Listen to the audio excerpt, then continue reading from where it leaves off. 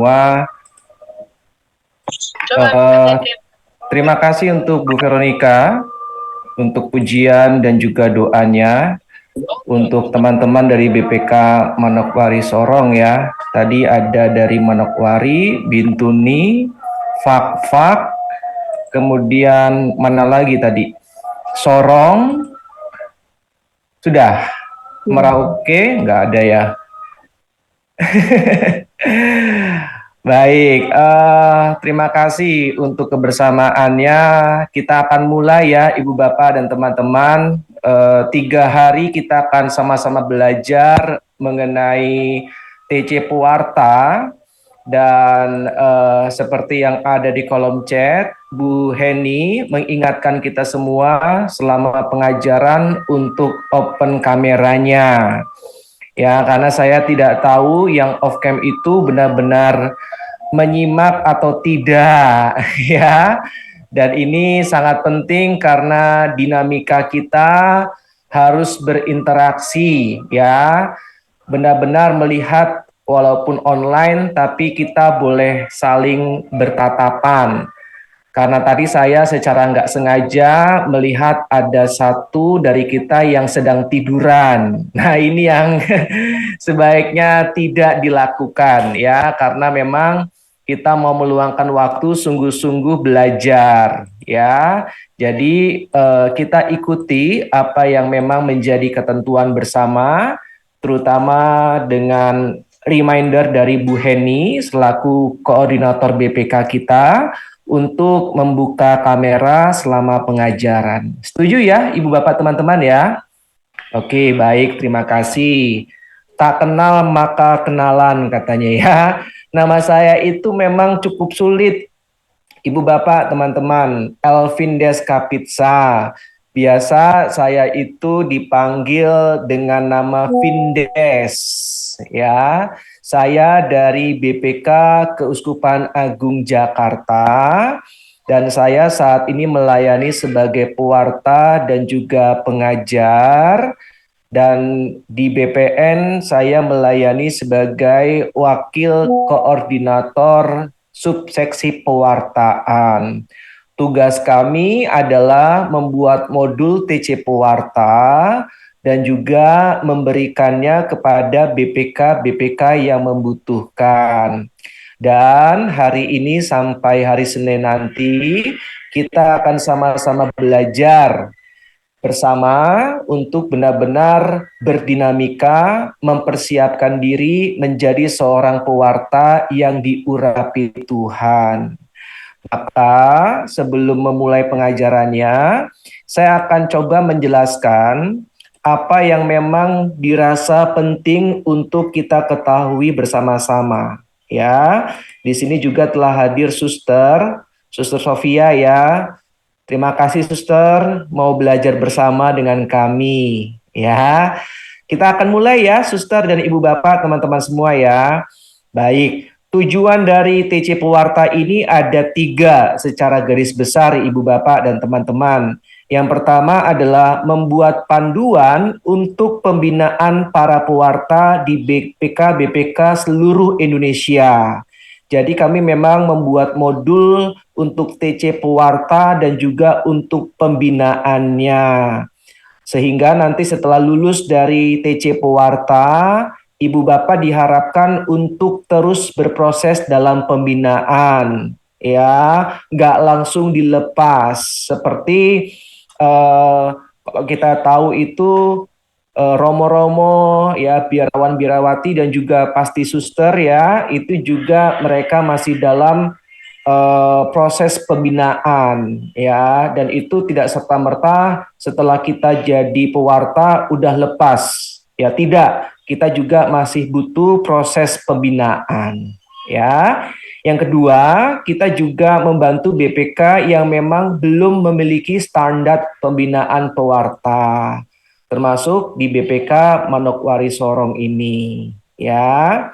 Kemudian yang berikutnya, kita juga akan membina pewarta setempat yang informatif dan aplikatif sehingga transformatif. Jadi Ibu Bapak dan teman-teman ingat 3 kata ini, informatif, dan aplikatif, sehingga pewartaan kita transformatif. Artinya apa? Artinya ada informasi yang kita sampaikan, nggak cuman sharing kesaksian. Ya, karena selama ini banyak sekali pewarta itu hanya isinya sharing kesaksian, tapi Injil atau perikopnya tidak dibahas atau sedikit sekali dibahas. Nah, ini kita akan belajar nanti berapa persen porsinya masing-masing. Lalu juga aplikatif, ini juga penting agar tidak cuma teori, tetapi juga ada aksi nyata. Ya, karena penting untuk kita ketahui bahwa pewartaan kita tidak hanya menyentuh nilai-nilai teori aja, melainkan nilai-nilai yang aplikatif, ya, yang menyentuh kehidupan masyarakat. Sehingga kita tidak hanya menjadi pewarta firman, tapi juga diharapkan menjadi pelaku firman. Jelas ya, Ibu Bapak dan teman-teman ya. Karena kalau teori itu paling gampang, tapi prakteknya itu lebih sulit. Nah, maka kita akan sama-sama belajar bagaimana kita boleh menjadi pewarta yang informatif, yang memberikan informasi, tapi juga yang aplikatif, yang menyentuh kehidupan masyarakat.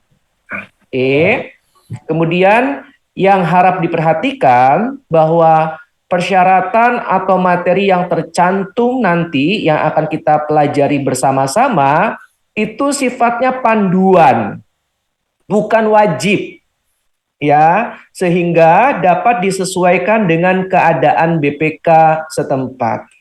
Maka selama persiapan kan saya koordinasinya dengan Jill ya, dari Fak-Fak, dan kemudian saya sharing ke Jill bahwa kalau misalkan ada ketentuan-ketentuan dari BPK setempat, kebijakan-kebijakan dari BPK setempat nggak apa-apa. Justru itu yang diharapkan. Apa yang kami berikan itu sekedar panduan, ya, karena dinamika setiap BPK itu beda-beda. Apa yang kami buat itu mungkin berlaku di Jakarta atau di daerah Jawa, tetapi mungkin sulit dilakukan di luar Pulau Jawa. Nah, maka nanti kalau misalkan ada ketentuan-ketentuan, syarat-syarat yang dirasa kurang cocok diterapkan di BPK Manokwari Sorong, ya nggak apa-apa, gunakan kebijakannya masing-masing. Sampai sini cukup jelas ya, Ibu Bapak dan teman-teman ya. Oke, kita akan mulai. Yang pertama, syarat pewarta itu minimal usianya 21 tahun dan sudah lulus SMA. Ya, artinya dewasa secara jasmani. Yang kedua, dewasa secara rohani, minimal sudah mengikuti SHDR. Nah, mungkin ada yang bertanya, kenapa kok harus SHDR? Ibu Bapak dan teman-teman ingat, kita itu diutus oleh BPK, PKK, Badan Pelayanan Keuskupan Pembaharuan Karismatik Katolik. Jadi semangat kita semangat pembaharuan karismatik. Dan dasar dari semangat ini adalah kita sudah pernah ikut SHDR.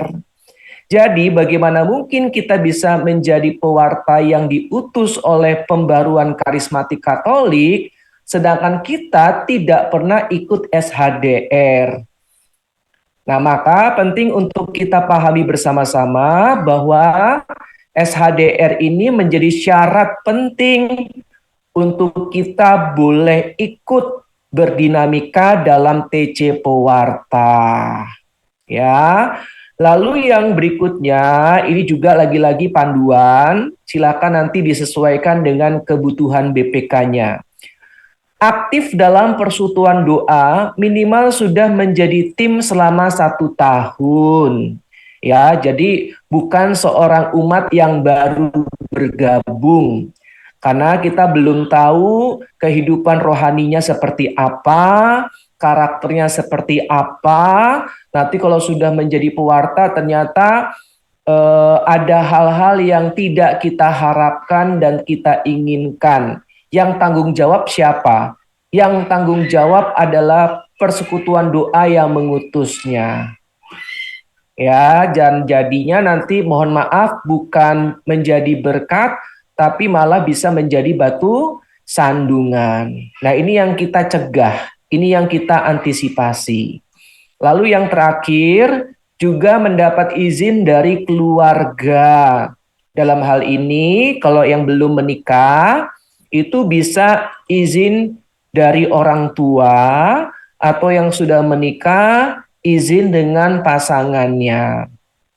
Ya, karena takutnya nanti ternyata orang tua atau pasangannya tidak mengizinkannya, repot dengan pelayanan pewartaan, justru takutnya nanti dalam keluarga menjadi batu sandungan karena terlalu aktif pelayanan di luar. Nah, ini yang kita cegah.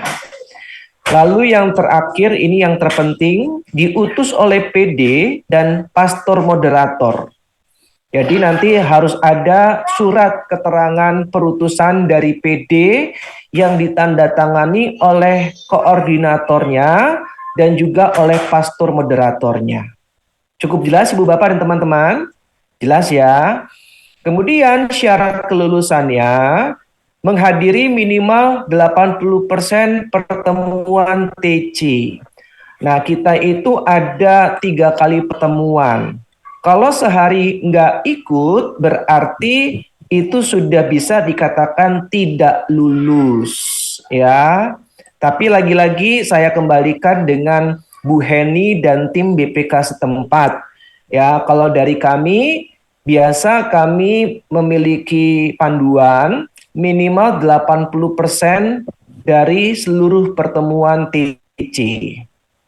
Ya, lalu mengerjakan latihan atau tugas yang diberikan.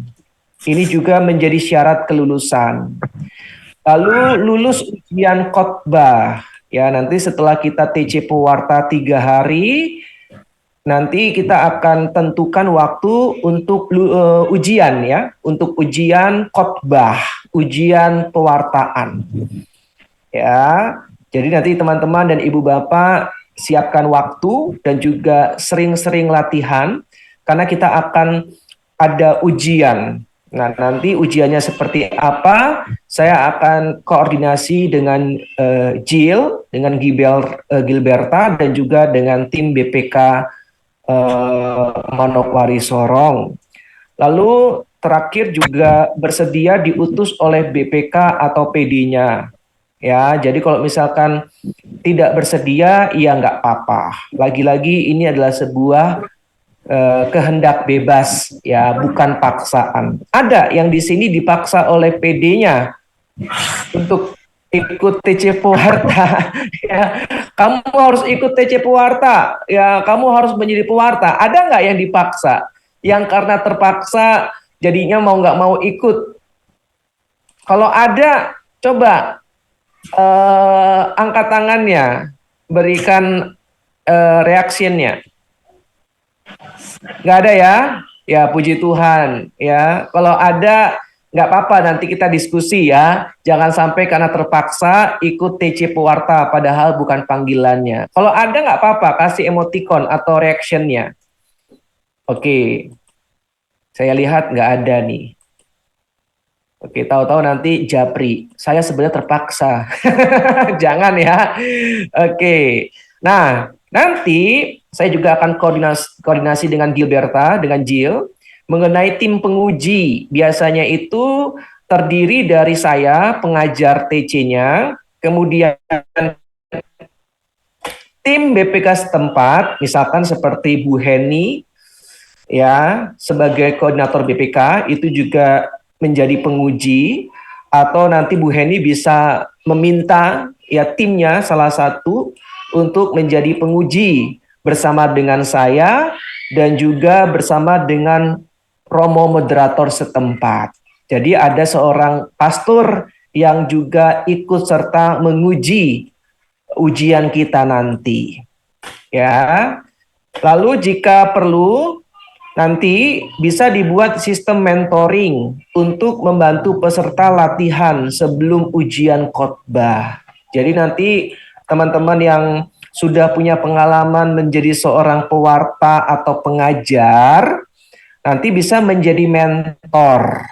Ya, dibuatkan grup ya, misalkan di sini ada 20 peserta misalkan. Nanti dibuat menjadi 4 grup. Masing-masing grup terdiri dari 5 peserta.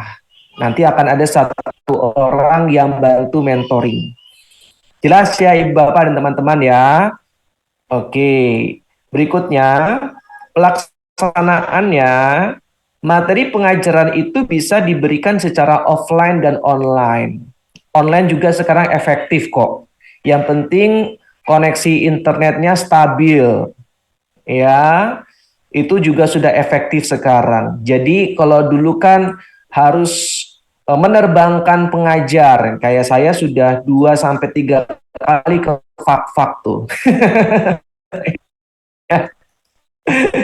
Ya, saudara saya sudah 5 kali itu. Ya, jadi Agustus ini juga akan ada TC Pewarta, tapi saya bilang ke teman saya, kamu aja deh, soalnya 1 minggu ya gak bisa meninggalkan keluarga terlalu lama. Beda dengan dulu sebelum menikah. Dulu saya pernah di fak-fak itu 1 minggu. Nah, Jill waktu itu sudah di Surabaya. Ya, saya di fak-fak 1 minggu bisa karena saya belum berkeluarga. Tapi sekarang sudah berkeluarga, jadi saya nggak bisa terlalu lama meninggalkan keluarga. Tetap keluarga adalah prioritas utama saya setelah Tuhan. Ya, jadi saya minta teman saya yang mengajar nanti di TC Pewarta Jayapura. Oke ya. Ujian TC disarankan dalam bentuk offline. Ya, ini disarankan ya Ibu Bapak dan teman-teman ya. Tapi kalau mau online juga nggak apa-apa. Cuman memang sebaiknya offline kan, karena kan sekarang PD-PD itu rata-rata sudah offline. Ya, tidak ada yang online. Ya, di Jakarta itu sudah hampir 100% offline, tidak ada yang online. Ya, jadi diharapkan bisa mengadakan ujian secara offline. Nah, nanti saya tidak perlu ke sana, saya lewat Zoom aja. Nah, nanti Bu Heni atau tim dari BPK setempat ya itu yang bisa secara offline ya dengan Romo moderator. Ya misalkan yang daerah fak-fak nih ya kumpul dalam satu ruangan ya, Manokwari kumpul dalam satu ruangan. Nah, nanti bentuknya itu seperti benar-benar dalam persekutuan doa, bukan seperti sekarang yang duduk. Jelas ya Ibu Bapak dan teman-teman ya. Nanti kita sama-sama pakai Zoom tuh. Tapi di daerah yang sama kayak Manokwari, kayak Bintuni ya atau Fak-Fak, kalau memungkinkan itu kumpul bersama dalam satu ruangan. Nah, nanti waktu ujian itu berdiri ya persis seperti membawakan firman pada saat persekutuan doa. Cukup jelas ya Ibu Bapak dan teman-teman ya. Nanti teknis saya akan koordinasi lagi lebih jauh dengan Gilberta dan juga tim dari BPK. Yaitu hanya pengantarnya aja. Ya. Lalu TC dilakukan dalam waktu 2 hari. Nah nanti saya akan jelaskan lebih detail lagi. Ini saya lewatkan aja. Latihan atau ujian itu masing-masing 10 menit per orang. Jadi nanti kita akan ada latihan. Dan latihannya itu maksimal 10 menit. Ibu Bapak dan teman-teman mempresentasikan materi pewartaannya selama 10 menit. Ya, itu nanti akan dilaksanakan besok dan lusa latihannya. Jadi siap-siap, kita akan sudah langsung masuk ke latihan besok dan juga lusa. Ya, maka malam ini benar-benar dicatat kalau memang dirasa penting materinya. Yang belum on cam silakan on cam.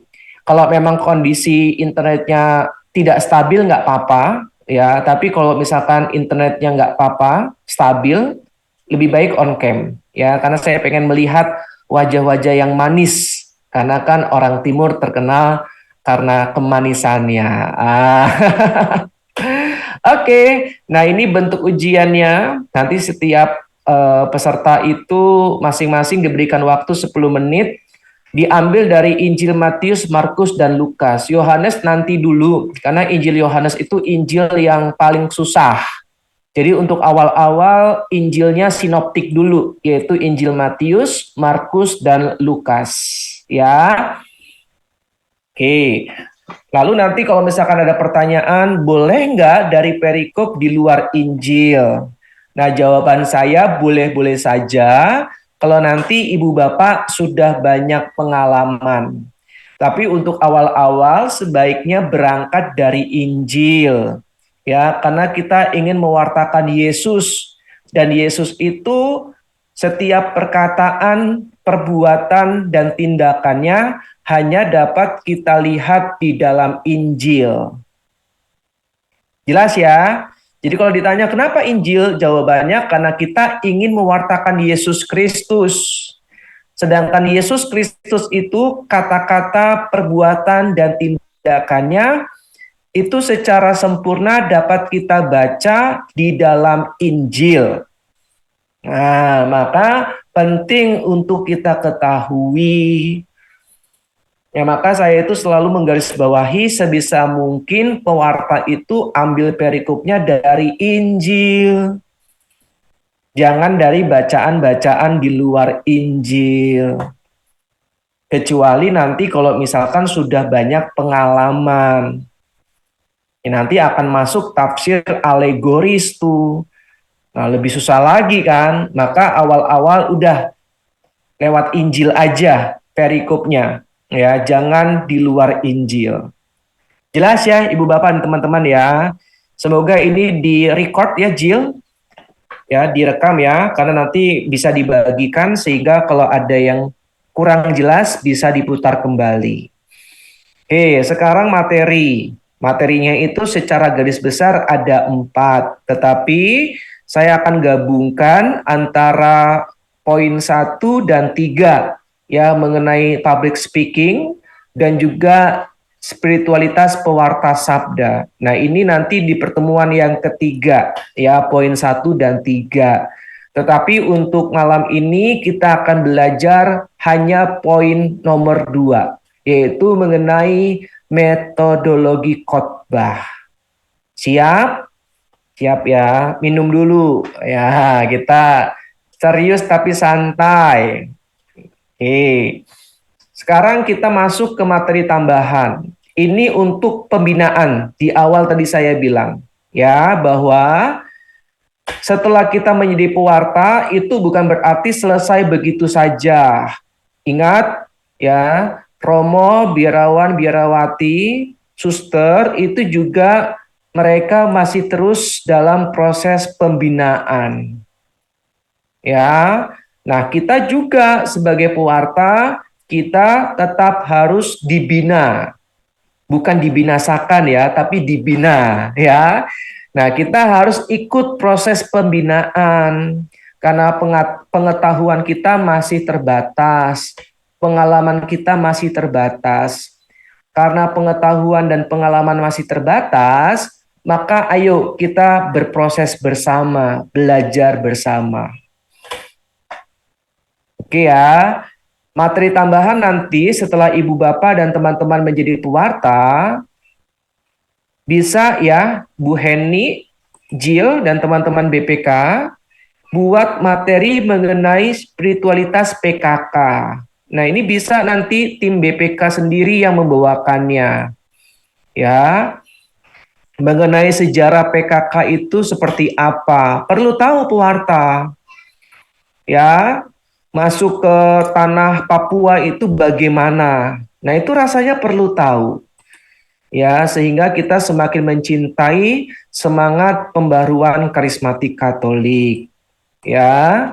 Lalu setelah itu juga pengantar kitab suci, tidak perlu terlalu dalam. Pengantarnya saja. Ya. Misalkan Alkitab kita itu terdiri dari Perjanjian Lama dan Perjanjian Baru. Betul ya? Perjanjian Lama ada berapa kitab? Ayo. Ayo, berapa kitab Perjanjian Lama? Ini yang masih sederhana loh. Ayo, berapa kitab perjanjian lama? Nggak apa-apa, salah juga nggak apa-apa. Kita masih belajar kok, Ibu Bapak. Ya, nggak apa-apa. Jangan malu. Nah, Bu Veronica menjawab 39. Yang lain setuju dengan angka 39? 39. 39. Siapa barusan?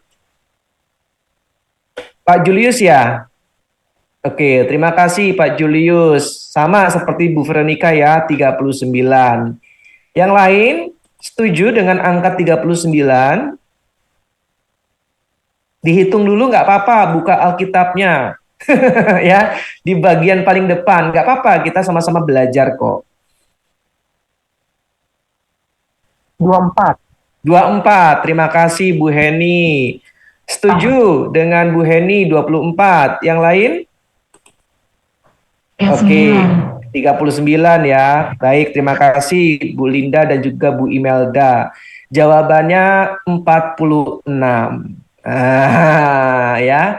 39 itu protokanonika. Itu Alkitabnya teman kita yang Kristen non-Katolik. Sedangkan kita ada kitab-kitab Deuterokanonika, jumlahnya ada 7. Ya, sehingga total semua perjanjian lama ada 46. Nah, ini kita perlu tahu sebagai pewarta. Ya, kemudian perjanjian baru ada berapa? 27. Iya, betul Pak, 27 ya. Ada 4 Injil, yaitu Matius, Markus, Lukas, Yohanes. Iya, betul Pak Julius. Lalu ada berapa surat para rasul, surat dari Rasul Paulus? Surat yang mengatasnamakan Rasul Paulus itu ada 13. Nah, jadi total udah berapa tuh? 13 tambah 4? 17. 17. Berarti masih kurang? 10. 10. Nah, 10-nya itu ada 7 surat Katolik. Nah, 7 surat Katolik itu dari Roma. Bukan. Bukan maksudnya, bukan ayatnya toh? Bukan. Ya, Roma itu termasuk suratnya Paulus. Oh, iya. Surat-surat Katolik itu 1 Petrus, nah itu paling belakang tuh.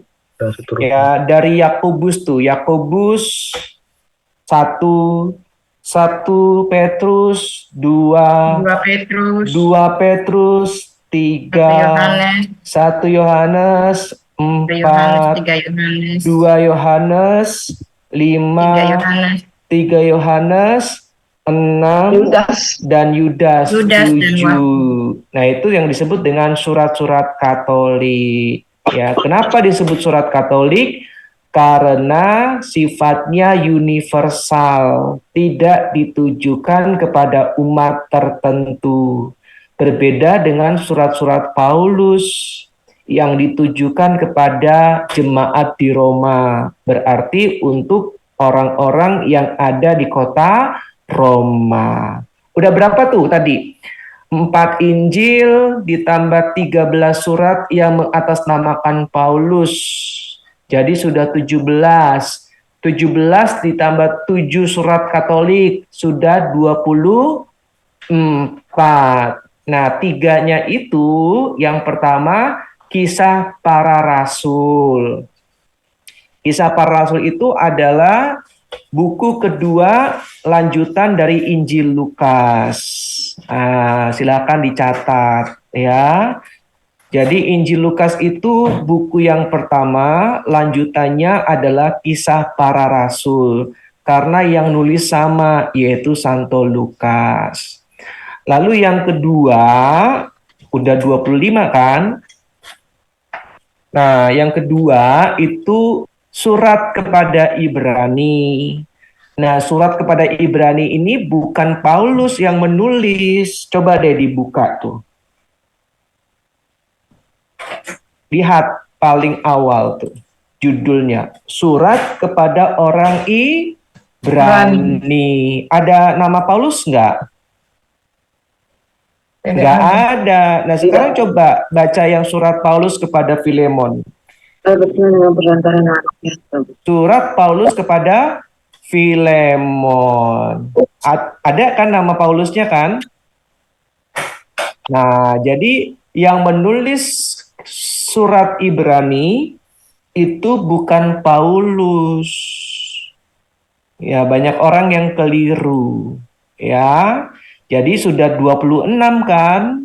Dan terakhir yaitu kitab Wahyu. Ada 27. Nah, nanti kita akan lebih lanjut bahas ini nanti di pertemuan hari Minggu besok. Ini hanya pengantar. Oke, menarik ya. Kalau kita semakin belajar kitab suci, kita akan semakin mencintai Tuhan. Terakhir, kita juga nanti GPK boleh mengadakan seminar-seminar ya mengenai ajaran gereja untuk para pewarta nanti yang sudah lulus nih, Bu Heni, Jill dan teman-teman ya. Misalkan Allah Trinitas, lalu Mariologi tentang Bunda Maria. Kenapa kok Maria dikandung tanpa noda dosa? Ya, lalu apa itu liturgi? Apa itu sakramen? Ada berapa sakramen? Nah, itu semua perlu kita ketahui dasar-dasarnya. Cukup jelas ya, Ibu Bapak dan teman-teman ya. Nanti Suster Sofia bisa ngajar juga nih Suster. Misalkan bagian sakramen. Iya, kita sama-sama saling memperkaya. Ya Suster ya. Suster pasti sudah mendapatkan ini saat kuliah. Ya, jadi Ibu Bapak dan teman-teman kita boleh saling memperkaya ya. Jadi kalau misalkan nanti sudah jadi pewarta, jangan langsung puas ya, tetapi kita terus belajar ya, terutama mengenai kitab suci dan juga ajaran gereja. Oke, kita masuk sekarang ya. Nanti ini yang berikutnya aja, kita akan masuk ke dalam materi TC Pewarta. Oke, ini saya lewatkan dulu karena ini akan masuk di hari yang ketiga ya, mengenai spiritualitas pewarta. Saya akan masuk ke dalam metodologi khotbahnya. Ibu Bapak, ini tolong dicatat.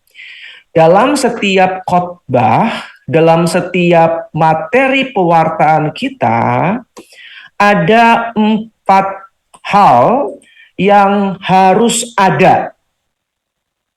Yang pertama adalah pembuka, yang kedua adalah isi, dan yang ketiga adalah langkah-langkah konkret, terakhir adalah penutup. Ya, tolong diingat ya, gampang kok. Pembuka, isi, langkah-langkah konkret, dan penutup. Ini 4 hal yang harus ada dalam materi khotbah atau materi pewartaan kita. Oke. 4 hal ini dikelompokkan menjadi 3. Silakan dilihat. Ya. Jadi yang pertama itu mengenai pembuka atau pengantar itu di bagian yang paling kiri. Isi dan langkah-langkah konkret itu ada di bagian tengah. Perhatikan. Lalu penutup ada di bagian kanan, paling akhir. Sampai sini cukup jelas? Oke. Nah, sekarang saya akan jelaskan berapa persen porsinya. Pembuka atau pengantar itu 10-15%. Ya, 10-15% itu pengantar atau pembuka. Isi itu 70-80%. Sedangkan penutup sama seperti pembuka, yaitu 10-15%.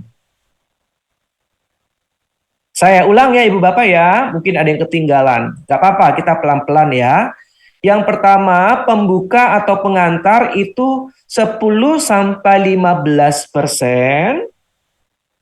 isi 70-80%, dan penutup 10-15% juga, sama seperti pembuka atau pengantar. Nah, jadi Ibu Bapak bisa kalkulasi, bisa hitung. Misalkan Anda diberikan waktu untuk pewartaan 30 menit. Berarti pengantarnya maksimal berapa menit Ibu Bapak?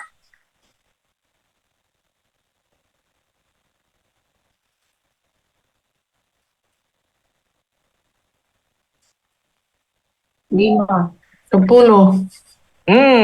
Tadi berapa persen? 4,5 menit. Iya betul, maksimal 3 4,5 menit. Betul. 10% dari 30 menit, yaitu 3 menit. Nah, maksimalnya 15% dari 30 menit berarti 4,5 menit. Jelas ya Bapak ya, jadi pengantar jangan lebih daripada 4,5 menit.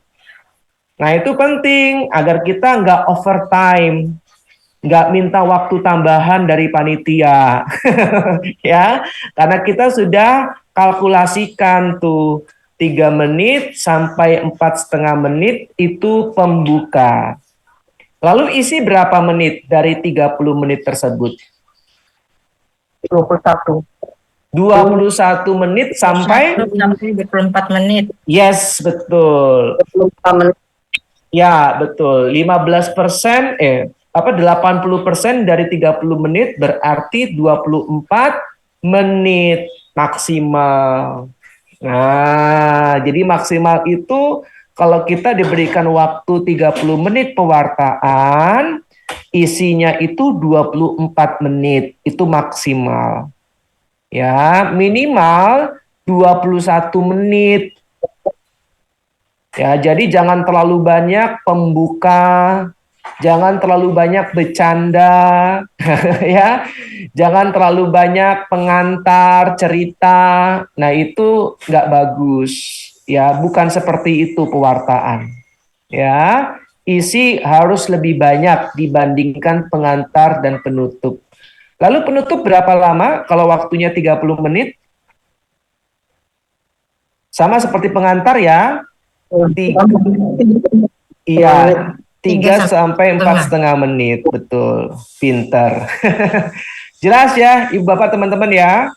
Jadi nanti Ibu Bapak dan teman-teman sudah tahu ya, pengantar berapa lama, isi berapa lama, penutup berapa lama. Sehingga kita nggak overtime. Kasihan panitia sudah mengagendakan 1 jam ya untuk materi pewartaan kita lebih daripada 1 jam, atau sudah mengagendakan pewartaan kita 30 menit, ternyata lebih daripada 30 menit. Nah ini yang kita cegah, kasihan tim PD, kasihan panitia, ya, agar nggak molor waktunya.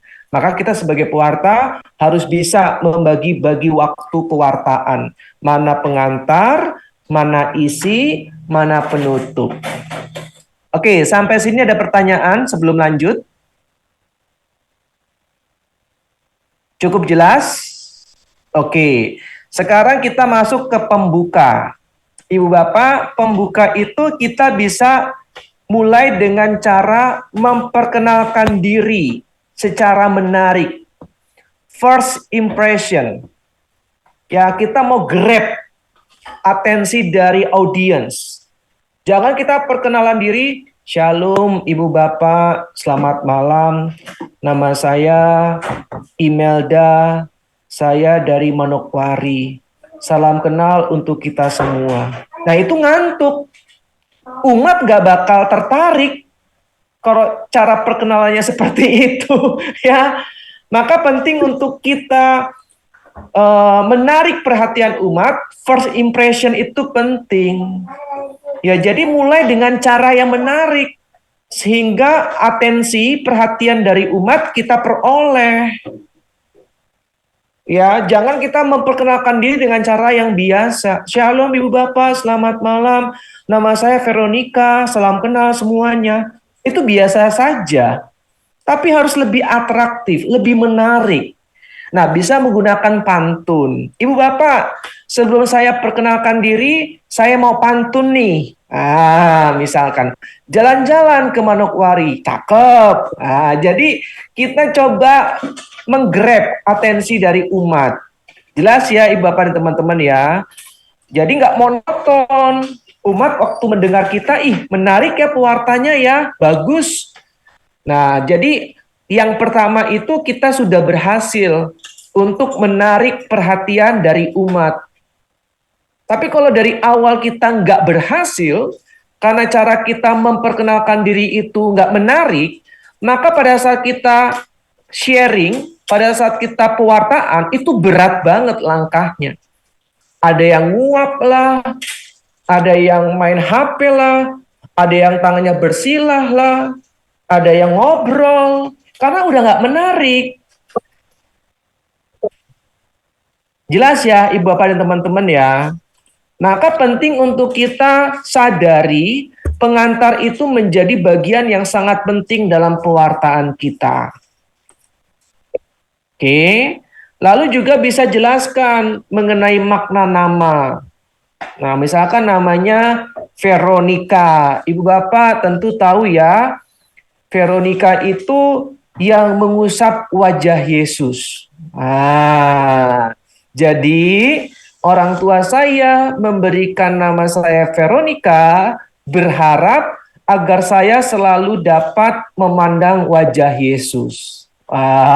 Jadi umat yang mendengar itu jadi, wah keren ya namanya, bagus ya.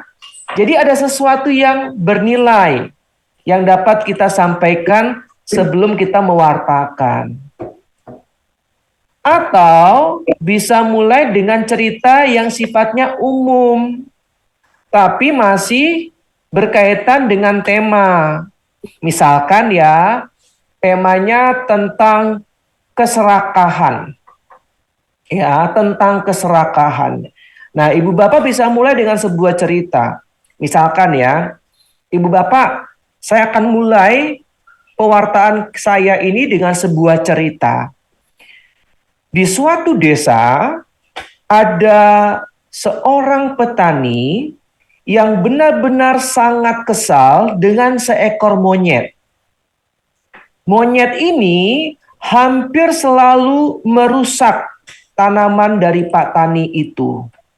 Sehingga Pak Tani memikirkan cara bagaimana caranya bisa menangkap si monyet itu. Lalu akhirnya Pak Tani membuat lubang di dekat sawahnya. Dan lubang itu dimasukkan sebuah toples, di mana di dalam toples itu dimasukkan kacang-kacangan. Lalu setelah itu toples itu dipendam kembali di dalam tanah, tapi lubangnya dibiarkan terbuka. Tidak lama kemudian, monyet tersebut mencium aroma kacang. Lalu akhirnya monyet tersebut menghampiri sebuah lubang di mana ia mencium sumber harum dari kacang-kacangan itu. Lalu tangannya mencoba memasukkan lubang itu, dan akhirnya dia berhasil mendapatkan menggenggam kacang-kacangan itu. Namun tangannya tidak bisa keluar karena tangannya menggenggam kacang. Dia tidak rela untuk melepaskan kacang itu. Padahal kalau ia lepaskan kacang itu, maka tangannya bisa keluar dari lubang toplesnya.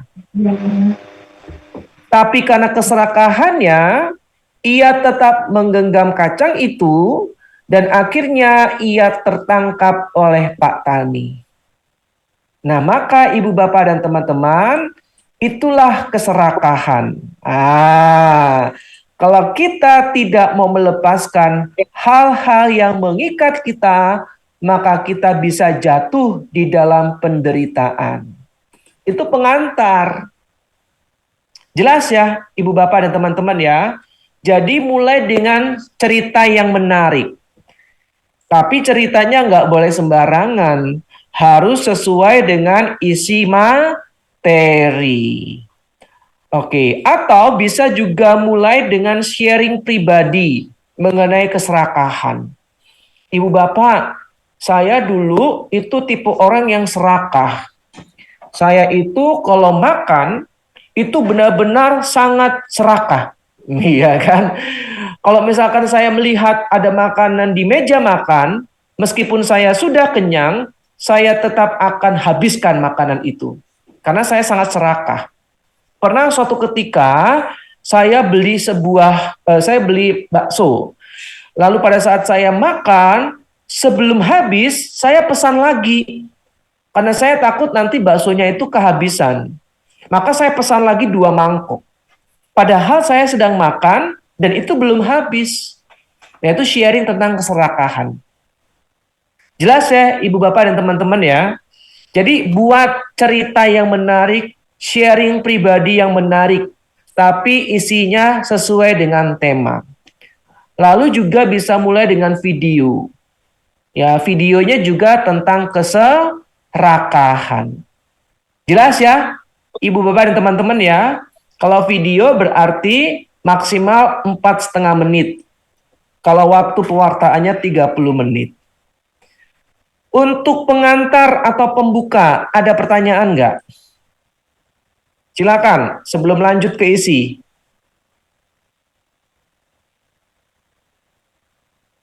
Ya, silakan Pak Julius. Masih di mute, Pak? Di unmute dulu. Oh. Yang contoh untuk pembukaan tadi ada sharing pribadi. Dengan penutup juga sharing pribadi. Kira-kira bisa sama-sama sharing seperti kesaksian begitu atau sebaiknya dibedakan? Memang sharingnya pasti beda, tapi tentang sharing kesaksian itu yang berbeda atau memang ada poin apa antara pembukaan dengan penutup sebaiknya di antara dua ini? Nah, nanti kita akan masuk ya Pak Julius ya di penutup ya. Nanti saya akan jelaskan perbedaan antara sharing di dalam pengantar dan juga di dalam penutup. Ya, tapi kalau di dalam pengantar itu sebagai jembatan Pak Julius sebelum masuk ke inti dari isi pewartaan. Jadi ibaratnya sebelum kita main sepak bola, main basket, main badminton, harus ada pemanasan. Betul ya? Kalau langsung nanti kakinya bisa kram. Nah, pewartaan juga seperti itu. Jangan langsung masuk ke dalam perikop. Harus ada pemanasannya dulu. Nah, pemanasan ini penting untuk masuk ke dalam inti pewartaan kita. Jelas ya, Ibu Bapak dan teman-teman ya? Jelas. Pak Julius, makasih buat pertanyaannya. Bagus. Nanti saya akan jelaskan ya Pak di bagian penutup. Yang lain silakan kalau ada pertanyaan. Jadi pengantar jangan lupa ya Ibu Bapak dan teman-teman ya. Banyak pewarta yang terlewatkan untuk pengantar. Padahal pengantar itu sangat penting. Itu seperti pemanasan, warming up. Jangan langsung masuk ke inti pewartaan. Nanti umat kaget. Ya, harus ada pemanasannya dulu. Pelan-pelan kita bawa suasana.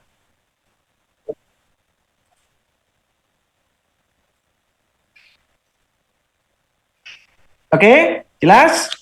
Oke, ada lagi pertanyaan?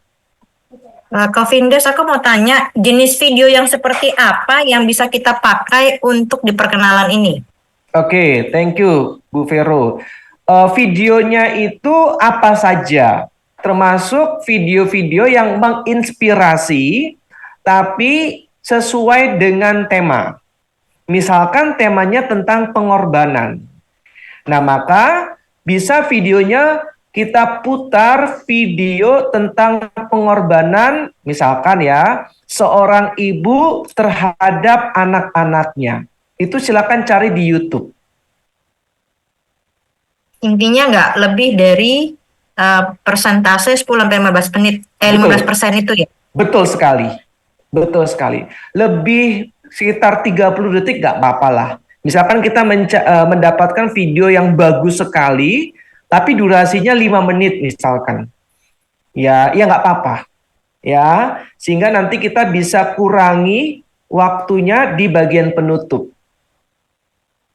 Ya, cukup jelas ya, Bu Vero ya. Jadi, apa saja boleh, yang penting sifatnya umum dan masih ada hubungannya dengan tema. Jangan temanya pengorbanan, videonya tentang misalkan tentang apa? Tentang pelayanan. Ya kan? Padahal materinya tentang pengorbanan. Ya, meskipun memang pelayanan juga salah satu bentuk pengorbanan. Ya kan? Tetapi pelayanan kan punya temanya sendiri. Ya, pengorbanan punya temanya sendiri. Ya, jelas ya, Ibu Bapak ya. Oh, kalau gitu tanya lanjut kalau gitu. Soalnya kan karena sebagai pewarta baru terkadang sering mix up memakai Mm-mm. video. Mm-mm. Ya itu karena tema itu kadang-kadang belum tentu cocok. Mm-mm. Nah itu nanti gimana kok? Gak apa-apa, karena kan nanti learning by doing. Maka penting kita punya mentor tadi ya. Nah, nanti mungkin bisa dibuat tuh metodenya. Misalkan ada beberapa pewarta pengajar senior yang bisa bantu untuk ditanyakan. Ya, kayak saya kan sekarang sedang mengajar di sebuah komunitas namanya AOG, Armor of God. Nah, itu banyak sekali yang sudah menjadi pewarta masih bertanya kepada saya, ya, video ini boleh nggak Kak Vindes? Nih materi saya untuk pewartaan besok malam, boleh nggak tolong dicek? Bahkan seorang suster itu juga mau pewartaan, materinya kirim ke saya dulu. Ya, itu ada. Ya, karena memang itu menjadi tugas dan tanggung jawab saya sebagai pembimbing komunitas. Gitu Bu Vero ya. Jadi nggak apa-apa kalau awal-awal nanti coba tanyakan ke teman-teman yang dirasa sudah cukup berpengalaman atau kalau mau langsung ke saya juga nggak apa-apa. Ya, jadi nanti learning by doing. Ya baik, thank you kok. Sama-sama Bu Vero. Yang lain nggak apa-apa Ibu Bapak. Kalau misalkan ada yang dirasa bingung, boleh tanya ke saya nggak apa-apa. Ya, kalau mau tanya-tanya seputar materi juga nggak apa-apa. Ya, karena ini juga menjadi tugas pelayanan saya. Ya, jadi nggak usah khawatir. Kalau memang dirasa masih belum yakin, boleh tanya ke saya atau teman-teman BPK yang dirasa memang sudah punya cukup pengalaman. Ya, termasuk tadi video, sharing, karena sharing juga nggak bisa sembarangan ya. Ya, nanti saya akan jelaskan nanti di bagian public speaking di pertemuan ketiga tuh. Apa yang boleh dan tidak boleh dilakukan saat sharing. Ya, karena seringkali pewarta itu sharingnya nggak pas. Ya, maka nanti saya akan jelaskan apa yang boleh dan tidak boleh saat kita sharing kesaksian. Oke ya, lanjut ya. Di sana sudah pukul 9 lewat soalnya. Ya, kasihan. Suster udah ngantuk-ngantuk tuh ya, suster. Ayo suster, semangat suster. Cupit pipinya suster. Suster dari tadi saya lihat bertahan. Nah, ini saya kagum ya Ibu Bapak ya. Di tengah capeknya beliau tetap berusaha. Terima kasih suster. Lanjut, sekarang bagian isi. Nah, ini isi yang paling susah. Silakan dicatat dulu. Ya, jadi bagian isi itu ada 5 langkah. Yang pertama adalah situasi awal, yang kedua adalah komplikasi, yang ketiga adalah aksi transformatif, yang keempat adalah solusi, dan yang terakhir adalah situasi akhir. Ibu Bapak percaya sama saya, Materi ini saya dapatkan saat saya kursus kitab suci selama 3 tahun. Dan ini materi yang sangat bagus. Kalau ibu bapak menguasai 5 langkah ini, bentuk apapun tema, topik, dan materi pewartaannya, ibu bapak akan menguasainya. Percayalah. Apapun nanti yang diminta kepada Anda, entah nanti dalam lingkungan, dalam komunitas, dalam persekutuan doa, bahkan nanti kalau ada konvenda, ibu bapak diminta jadi pembicara, 5 langkah ini, percayalah, untuk saat ini yang terbaik. Karena 5 langkah ini benar-benar hasil studi dari seorang dosen kitab suci yang bernama Pak Hortens Mandaru. Ya, beliau salah satu tenaga atau ahli kitab suci yang menerjemahkan Alkitab. Ya. Jadi beliau itu memang sangat luar biasa dipakai Tuhan. Nah, waktu itu saya belajar, saya belikan bukunya dan saya olah menjadi materi untuk modul TC Pewarta ini. Ya, jangan bingung, saya akan jelaskan pelan-pelan karena ini sebenarnya tampaknya susah, tapi sebenarnya gampang. Ya. Jadi, situasi awal itu keadaan awal. Apa? Keadaan awal. Ingat. Komplikasi itu masalah. Problem itu komplikasi. Aksi transformatif itu adalah aksi yang dilakukan. Ya, aksi yang dilakukan. Solusi itu adalah jalan keluar. Situasi akhir adalah akhir dari peristiwa itu. Saya kasih contoh ya. Ini mudah sekali kok. Sebentar, saya akan share screen. Nah ini. Nanti saya kirim ke Jill ya, Jill. Boleh dibagikan ke teman-teman yang lainnya ya. Materi ini sangat bagus. Nggak apa-apa buat Anda.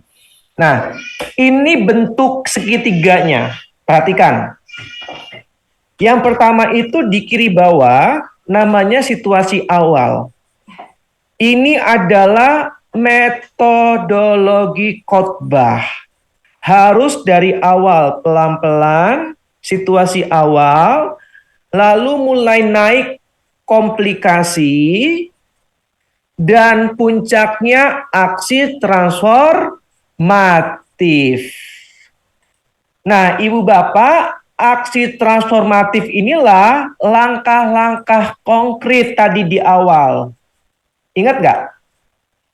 Ingat kan ya, langkah-langkah konkret itu adalah aksi transformatif.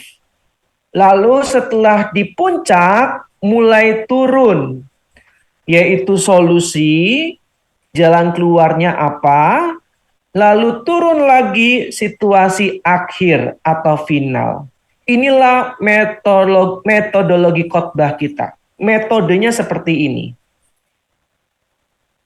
Ya, jadi bentuk apapun nanti Ibu Bapak temukan, entah itu di lingkungan, di konvenda, di PD, tema apapun itu bisa. Karena kita sudah menguasai metodologi khotbahnya. Contoh ya, Matius 8 ayat 14 sampai dengan 17. Yuk kita baca. Silakan dibuka Alkitab kita, Matius 8 ayat 14 sampai dengan 17.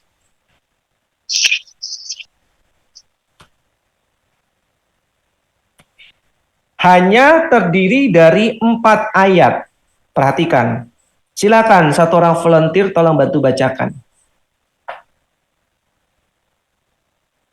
Setibanya di rumah Petrus, Yesus pun melihat ibu mertua Petrus terbaring karena sakit demam. Maka dipegangnya tangan perempuan itu, lalu lenyaplah demamnya. Ia pun bangunlah dan melayani dia. Menjelang malam dibawalah kepada Yesus banyak orang yang kerasukan setan, dan dengan sepatah kata Yesus mengusir roh-roh itu dan menyembuhkan orang-orang yang menderita sakit. Hal itu terjadi supaya genaplah firman yang disampaikan oleh Nabi Yesaya. Dialah yang memikul kelemahan kita dan menanggung penyakit kita. Oke, terima kasih Bu Imelda. Perhatikan, saya hanya memberikan contoh sampai ayat 15b. Ya, mudah sekali. Situasi awalnya apa? Setibanya di rumah Petrus, betul? Itu awalnya tuh. Siapa yang tiba di rumah Petrus? Yesus tiba di rumah Petrus. Yes, Yesus tiba di rumah Yesus. Petrus. Berarti Yesus tiba di rumah Petrus itu situasi awal. Betul ya? Oke. Yesus pun melihat ibu mertua Petrus terbaring karena sakit demam. Berarti komplikasinya apa masalahnya? Ibu mertua Petrus sakit. Yes, betul Bu Feni. Ibu mertua Petrus sakit. Itu komplikasinya. Lalu aksi transformatifnya apa? Ayat yang ke-15 tuh. Yesus menjamah tangannya.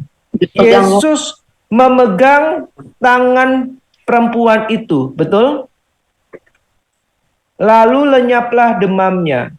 Berarti itu adalah aksi transformatif.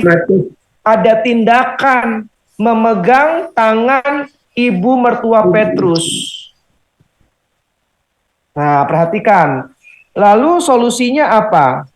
Solusinya ayat 15b. Ia pun bangun. Jadi setelah disembuhkan oleh Yesus, jalan keluarnya adalah ibu mertua Petrus itu bangun. Tidak lagi tidur di ranjang. Jelas ya? Seperti kita, kalau kita sudah dijamah oleh Tuhan, tidak boleh diam, tapi layani Tuhan di dalam paroki. Itu solusinya. Lalu situasi finalnya apa? Ibu mertua Petrus yang tadinya sakit terbaring, apa? Lalu melayani Tuhan. Nah, ini. Nah, setiap perikop itu ada 5 tahap yang seperti ini, terutama yang cerita atau perumpamaan. Saya kasih contoh satu lagi ya. Nanti saya akan kasih tugas nih. Nah, ya. Coba buka kisah mengenai Zakeus.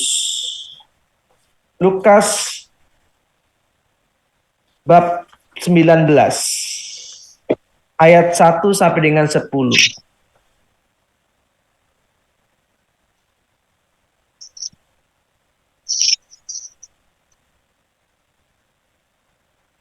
Nah, sekarang saya pengen tanya, apa situasi awalnya? Yesus masuk ke kota Yeriko. Yes, saya coba catat ya Pak Julius ya. Oke. Situasi awalnya apa? Situasi awal? Yesus masuk ke kota Yeriko. Yesus masuk ke kota Yeriko. Good. Lalu komplikasinya apa? Di situ ada seorang bernama Sakeus. Komplikasi kan masalah ya. Apa masalahnya? Ia berusaha untuk melihat apakah Yesus, tapi tidak berhasil sebab badannya pendek. Oke, berarti masalahnya apa? Zakeus mau melihat Yesus, tetapi tidak Bisa Bisa. karena badannya pendek. Nah, gampang kan? Lalu aksi transformatifnya apa? Naik ke Manjat pohon. Manjat Yes, pohon. betul. Naik Manjat pohon. ke atas pohon. Pohon. Iya kan? Lalu apa Pohon ara. lagi aksi transformatifnya Zakheus? Sebelum ke sana, sekarang nggak apa-apa, pelan-pelan. Setelah itu, apa yang dilakukan oleh Yesus? Segera turun, meminta Zakheus segera turun. Melihat Sakeus dan menyuruh segera turun. Oke, Yesus meminta Zakheus untuk segera turun, betul? Ya. Lalu apa lagi aksi transformatifnya? Zakheus turun nggak? Turun. Berarti Zakheus taat kan? Betul nggak? Betul. Sakeus segera turun. Zakheus taat untuk segera turun. Begini Bu, Bapak. Saya ikut nih. Setuju nggak?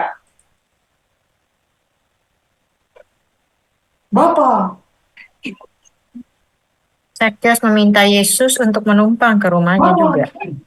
Bukan Zakheus yang meminta. Menerima perintah Tuhan. Ah, Zakheus menerima perintah Tuhan untuk menumpang di rumahnya. ya betul. Zakheus. Gimana? Zakheus menerima Yesus dan sukacita. Zakheus menerima Yesus di rumahnya ya Pak ya? Ya. Dengan sukacita, betul ya? Ya. Nah yang nomor 2 kurang lengkap nih. Yesus meminta Zakheus untuk segera turun, kenapa? Karena Yesus ingin menumpang di rumahnya. Betul Bu Yamelda. Karena Yesus mau menumpang di rumahnya. Betul? Betul. Nah sekarang apa lagi? Setelah Yesus diterima oleh Zakheus di rumahnya, apa yang Zakheus lakukan?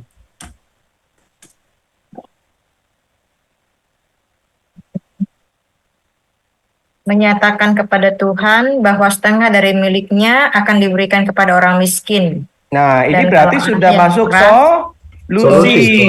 Iya, solusinya apa? Menyerahkan setengah hartanya untuk orang miskin. Menyerahkan pada Tuhan. setengah hartanya ya Iya. kepada orang miskin. Lalu apa lagi, Ibu, Bapak? Mengembalikan berapa kali lipat? 4 kali lipat. 4 kali lipat uang yang ia peras. Wah. Lalu situasi akhir, masih ada nggak solusinya? Tidak ada lagi. Terjadi keselamatan. Nah, situasinya terjadi keselamatan. Siapa yang diselamatkan? Sakeus. Ya, terjadi keselamatan bagi Zakheus. Gampang nggak? Mudah kan? Nah, ini dijadikan materi pewartaan. Ibu Bapak, mari sekarang kita melihat perikop Lukas 19 ayat 1 sampai dengan 10. Coba kita perhatikan. Yesus masuk ke kota Yeriko, di mana ternyata di kota itu ada seorang yang bernama Zakheus. Dan dia dikenal sebagai seorang pemungut cukai. Nah, kita tahu pemungut cukai itu kan sangat dibenci oleh masyarakat Yahudi. Berarti Zakheus itu orang yang sangat dibenci oleh para tetangganya. Nah, saat Yesus datang ke kotanya, banyak orang datang berbondong-bondong ingin melihat Yesus seperti apa. Termasuk juga Zakheus.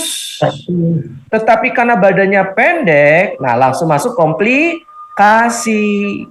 Karena badannya pendek, dia tidak bisa melihat Yesus. Sehingga ia naik ke atas pohon. Nah, aksi transformatif yang pertama, kalau kita mau melihat Yesus, harus berani berusaha. Saha. Jelas ya, Ibu Bapak dan teman-teman ya. Jadi ada langkah-langkah konkretnya. Zakeus aja naik ke atas pohon. Dia tidak menyerah dengan keadaan. Dia tidak menyerah dengan kelemahan. Meskipun badannya pendek. Nah, kalau kita mau berjumpa dengan Yesus, jangan menyerah karena keadaan. Malas berdoa karena lagi sakit. Malas ke gereja karena kurang enak badan. Itu kan tidak ada usaha. Jelas ya Ibu Bapak ya. Jadi langsung masuk ke poinnya, nggak bertele-tele. Lihat Zakeus, meskipun dia berdosa, meskipun badannya pendek, tapi dia tetap punya semangat sampai naik ke atas pohon. Nggak peduli apa kata orang, karena tujuannya dia mau melihat siapa Yesus itu. Maka Ibu Bapak, kalau kita mau berjumpa dengan Tuhan, harus ada usaha. Kita harus berani seperti Zakeus meninggalkan kenyamanan. Tidak menyerah dengan keadaan. Jelas Ibu Bapak? Yang kedua, setelah Zakeus naik ke atas pohon, ternyata Yesus melihatnya. Dan akhirnya Yesus meminta Zakeus untuk segera turun. Kenapa? Karena Yesus mau menumpang di rumahnya. Jadi Ibu Bapak, perhatikan. Saat kita punya keinginan kuat untuk mencari dan melihat Tuhan, Tuhan juga akan melihat dan mencari kita. Itu pesannya. Jadi, kalau kita sungguh-sungguh ingin mencari Tuhan, maka Tuhan juga sungguh-sungguh mencari kita. Dan saat itu, setelah Yesus melihat Zakeus di atas pohon, Yesus meminta Zakeus untuk segera turun karena Yesus mau menumpang di rumahnya. Jadi Yesus ternyata menumpang di rumah orang yang berdosa. Nah, maka pesannya kita jangan malu kalau kita datang ke gereja karena kita merasa diri berdosa. Karena Zakeus seorang berdosa pun Tuhan mau hadir ke dalam rumahnya. Jadi Ibu Bapak, ayo kita mencari Tuhan, jangan takut, jangan malu kalau kita berdosa.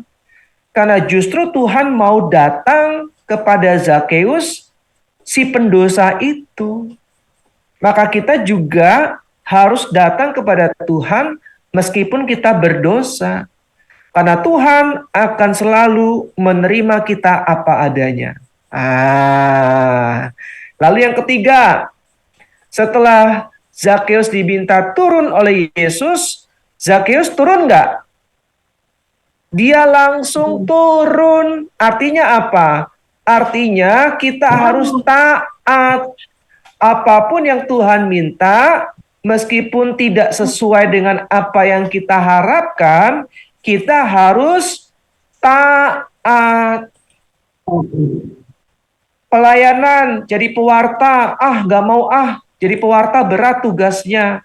Kalau Tuhan yang udah minta, harus taat. Seperti Zakeus kan, saat Tuhan minta dia turun, Zakeus nggak punya banyak alasan. Jadi koordinator BPK, Tuhan nanti dulu deh, aku lagi banyak kerjaan, lagi urus keluarga, gitu kan. Ya, nanti dulu deh, aku masih belum ada waktu buat jadi koordinator PD. Padahal Tuhan sudah meminta, tapi terlalu banyak alasan. Nah, kita mau belajar seperti Zakeus untuk taat, tidak banyak alasan. Nah, terakhir, setelah Zakeus turun, Zakheus menerima Yesus di rumahnya dengan sukacita. Artinya bahwa kalau kita mau sungguh-sungguh taat dengan Tuhan, maka pasti hidup kita penuh sukacita. Jelas? Nah, setelah Yesus masuk ke dalam rumah Zakheus, terjadilah pertobatan, di mana Zakheus menyerahkan setengah hartanya kepada orang miskin dan mengembalikannya 4 kali lipat kepada mereka yang telah ia peras. Artinya, kalau Tuhan sudah ada di hidup kita, pasti kita akan hidup dalam pertobatan, meninggalkan manusia lama, dan kita mau hidup menjadi manusia baru. Sehingga terjadilah keselamatan bagi Zakheus dan seisi rumahnya. Demikian juga kita, kalau kita sungguh-sungguh hidup dalam Tuhan, hidup dalam pertobatan, maka kita dan seisi rumah kita akan diselamatkan. Selesai. Gampang kan? Gampang. Ada pertanyaan? Perlu contoh satu lagi nggak? Kita kupas bareng. Di sana sudah pukul 9:30 soalnya. Gimana? Bu Heni? Gilberta? Perlu satu contoh lagi? Ya, perlu. Perlu ya. Gimana Ibu Bapak? Perlu nggak? Ada yang mau tanya itu. Oh, Pak Julius. Boleh. Sebelum saya tanya ada contoh nanti contoh boleh. Ini apakah selalu berurutan begitu ya? Kalau misalnya dalam satu perikop satu ayat beberapa ayat satu pasal gitu beberapa ayat, apakah selalu memang dia berurutan dengan gampangnya begitu atau tidak selalu biasanya? Pertanyaan bagus nih Pak Julius. Bro Vincent. Vindes Pak, Vincent. Ini pertanyaan bagus Pak Julius. Ini pertanyaan yang saya harapkan. Ya, ternyata ada ya. Terima kasih Pak Julius. Ini pertanyaannya bagus. Jawabannya tidak selalu, Pak. Oh, baik. Tapi kebanyakan iya, Pak. Baik, ya. Ya, jadi nggak selalu, tapi kebanyakan seperti ini polanya. Maka tadi saya bilang di awal kan, kalau kita menguasai metodologi khotbah seperti ini, maka perikop apapun itu akan mudah. Berarti contohnya bisa yang satu yang agak beda. Yes. Coba mau contoh apa? Saya tawarkan deh. Ada perikop yang diingin untuk dibahas? Silakan, nggak apa-apa. Ini yang Zakheus saya save dulu, nanti saya bagikan ya hasil dari diskusi dengan Ibu Bapak nih.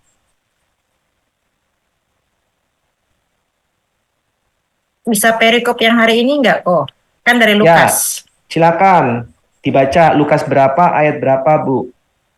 Lukas 18, 9 sampai 14. Ya, silakan.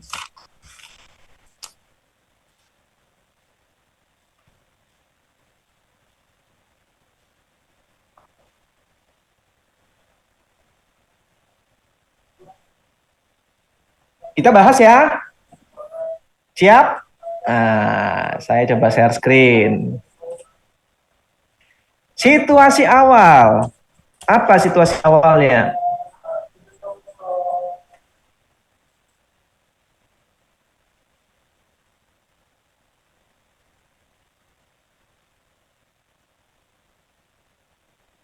Ayo, silakan. Situasi awalnya 2 orang ke bait Allah untuk berdoa. Yesus menyatakan perumpamaan. Yes, betul. Yesus menyatakan perumpamaan. Ini situasi awalnya. Ya kan? Yesus mengatakan perumpamaan. Ini situasi awalnya. Komplikasinya apa?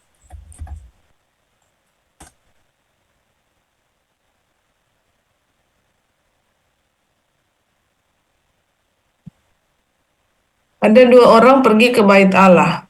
Bentar, ini situasi awalnya Yesus mengatakan perumpamaan. Ini harus diisi ya, perumpamaannya seperti apa ya Ibu Bapak ya? Oh iya. ya, ini harus diisi. Nah, ini saya titik-titik karena terlalu panjang. Tapi Ibu Bapak maksud ya, itu harus diisi situasi awalnya. Karena kalau Yesus mengatakan perumpamaan, perumpamanya apa gitu kan.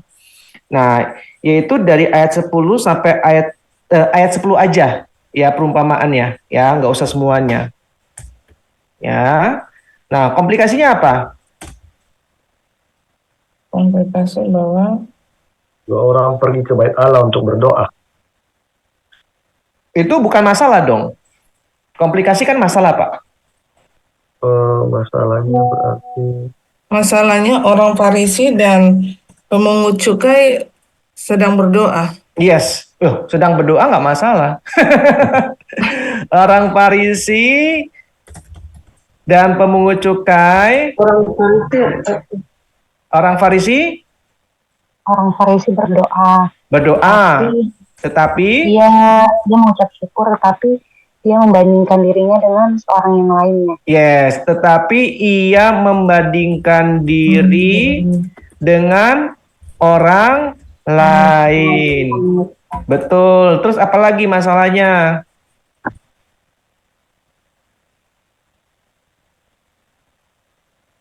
Pemungut cukai juga berdoa dan dia meminta ampun. Orang Farisi itu merasa lebih baik dibandingkan pemungut cukai. Ini kan masalah. Betul nggak Ibu Bapak? ya. Iya kan? Masih bingung ya? Pelan-pelan ya, nggak apa-apa, pelan-pelan. Terus, aksi transformatifnya apa? Berpuasa 2 kali seminggu. Itu juga termasuk komplikasi tuh, karena merasa diri lebih baik kan? Lebih baik. Puasa ya betul. Bukan. Memukul diri. Nah, aksi transformatifnya yang dilakukan oleh pemungut cukai. Pemungut cukai itu berdiri jauh-jauh dan memukul diri kan? Karena tidak berani melihat langit dan memukul diri, merasa tidak layak di hadapan Tuhan. Terus apa lagi?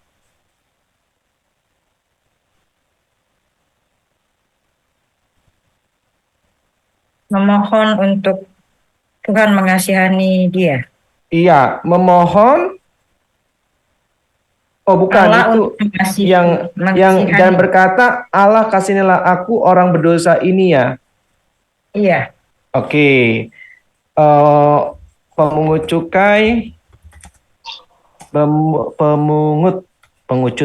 pemungut cukai berkata, ya Allah kasihanilah aku orang berdosa. Kasihanilah aku orang berdosa ini. Sudah?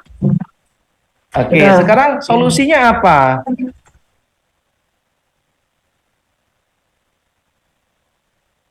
Orang yang dibenarkan Allah. Yes.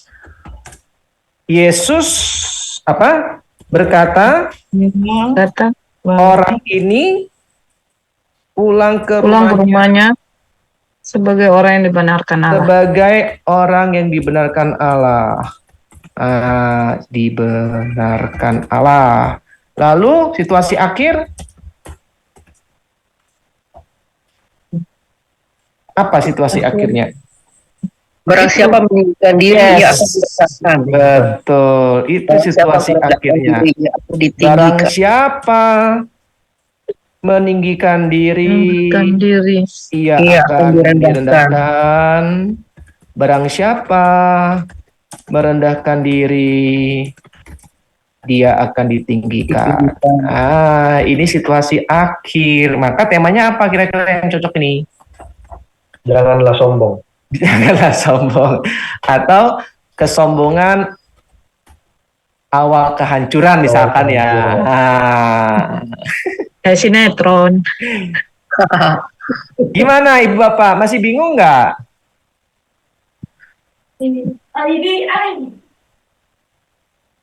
Masih bingung nggak? Ngeplotinnya itu memang. Saya mau tanya sedikit, Koko. Silakan, Pak Julius. Tadi kan ada situasi awal itu yang menggambarkan aksi atau langkah-langkah konkret. Kalau komplikasi itu apa ya tadi dikatakan itu? Masalah.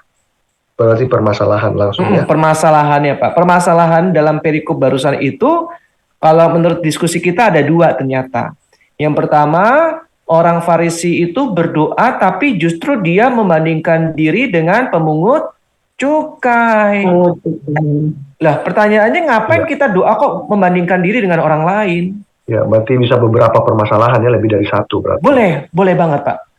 Jadi tergantung Roh Kudus membimbing kita. Ya. Lalu yang kedua masalahnya juga ternyata dia merasa lebih baik dibandingkan pemungut cukai. Dia puasa 2 kali seminggu, dia memberikan perpuluhan dan sebagainya. Ini kan masalah. Lah doa ngapain kok merasa diri lebih baik daripada orang lain gitu kan? Itu masalahnya. Aksi transformatifnya yang dilakukan oleh pemungut cukai. Ingat, aksi transformatif itu kan puncak pewartaan kita ya. Tadi masih ingat ya? Segitiga itu. Ya, nah puncaknya ini apa? Puncaknya ini Yesus menunjukkan pemungut cukai yang dicap pendosa itu ternyata justru dalam doanya dia berdiri jauh-jauh. Dia tidak berani melihat langit karena orang Israel itu percaya langit itu tahtanya Allah. Jadi dia tuh merasa diri kotor, nggak berani melihat langit. Dan kemudian dia memukul diri. Kenapa? Karena dia merasa nggak layak di hadapan Tuhan. Nah yang kedua, dia juga berkata kepada Allah, Tuhan, Allahku, kasihanilah aku orang berdosa ini. Ini kan seruan orang yang rendah hati. Nah maka ibu bapak dan teman-teman, kita mau mengajak nih ceritanya ya.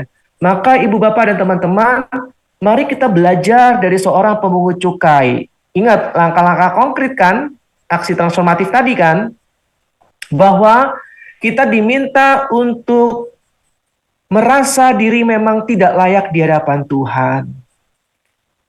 Kita belajar dari seorang pemungut cukai bahwa sungguh dia merasa diri sangat kotor, pendosa, dan benar-benar merasa tidak layak di hadapan Tuhan. Demikian juga kita, ibu bapak dan teman-teman. Siapakah kita ini?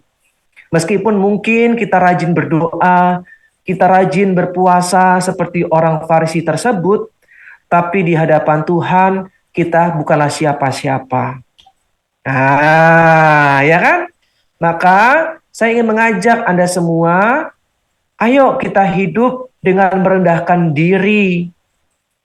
Nah, lalu bisa masukkan quote dari Mother Teresa, ya, tentang kerendahan hati. Ya, misalkan jika kamu ingin rendah hati, maka pilihlah yang paling sulit. Nah, kalau dalam pelayanan, misalkan kasih contoh konkretnya apa? Nggak ada yang mau jadi penerima tamu, maka saya menawarkan diri menjadi penerima tamu. Nggak ada yang mau menjadi seksi perlengkapan, maka saya menawarkan diri menjadi seksi perlengkapan. Nah itu aksi transformatif, itu langkah-langkah konkret. Jelas ya ibu bapak ya, nyata. Kita jangan bilang, ayo ibu bapak kita harus belajar rendah hati. Itu terlalu umum. Nah pertanyaannya sekarang, bagaimana caranya rendah hati?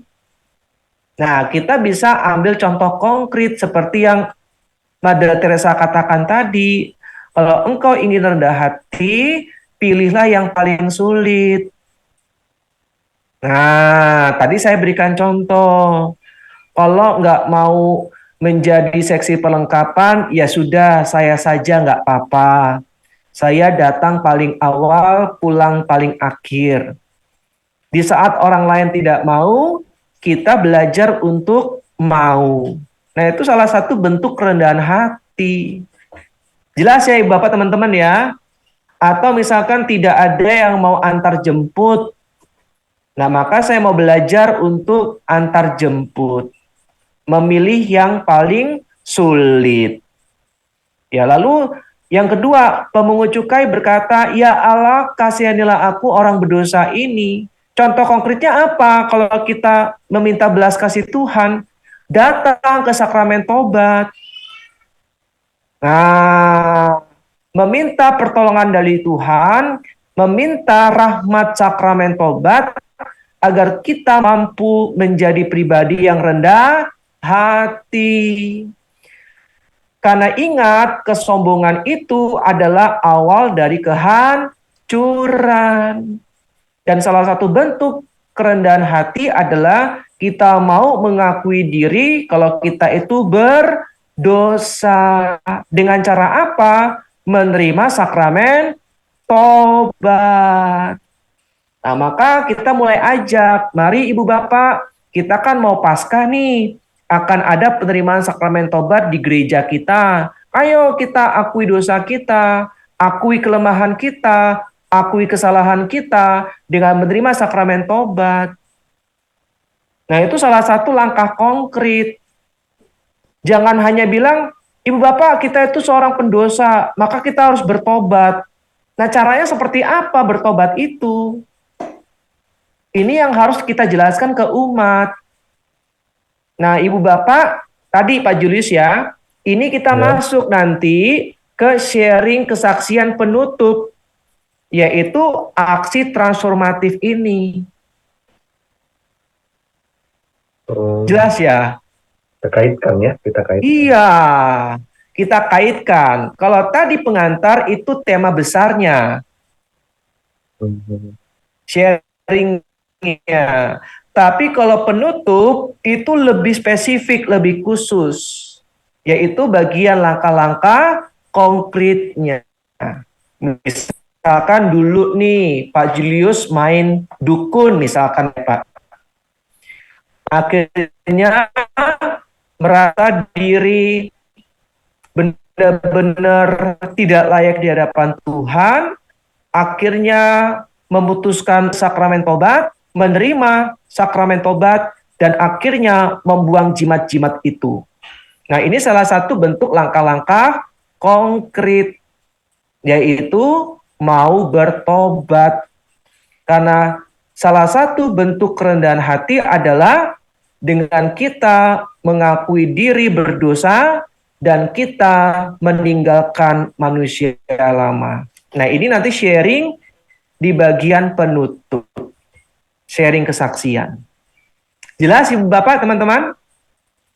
Jelas. Oke, terakhir, baru solusinya apa? Ternyata Yesus berkenan bukan kepada orang Farisi yang berpuasa 2 kali seminggu, yang memberikan perpuluhan. Bukan itu. Ternyata Yesus berkenan kepada orang pemungut cukai itu yang begitu rendah hati mengakui diri berdosa. Nah, maka kita bisa mengajak, maka Ibu Bapak, kalau kita mau berkenan di hadapan Tuhan, kita diajak untuk tidak sombong, melainkan seperti pemungut cukai, kita harus rendah hati. Maka, barang siapa merendahkan diri, dia akan ditinggikan, tetapi sebaliknya, yang meninggikan diri akan direndahkan. Mari, bersama-sama kita belajar untuk rendah hati seperti yang dilakukan oleh pemungut cukai.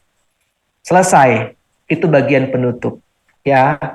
Nah, sharing kesaksian, bagaimana perjuangan untuk dapat hidup lebih baik, lebih rendah hati, seperti pemungut cukai tersebut. Jelas? Ada pertanyaan?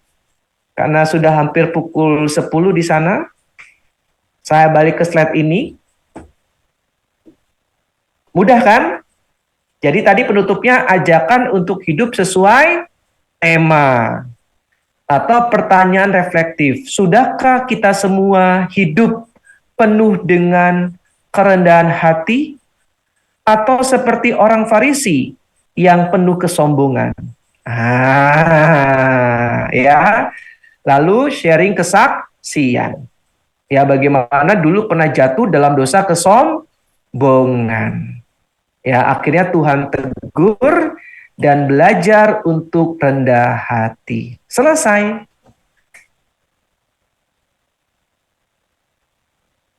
Ada pertanyaan?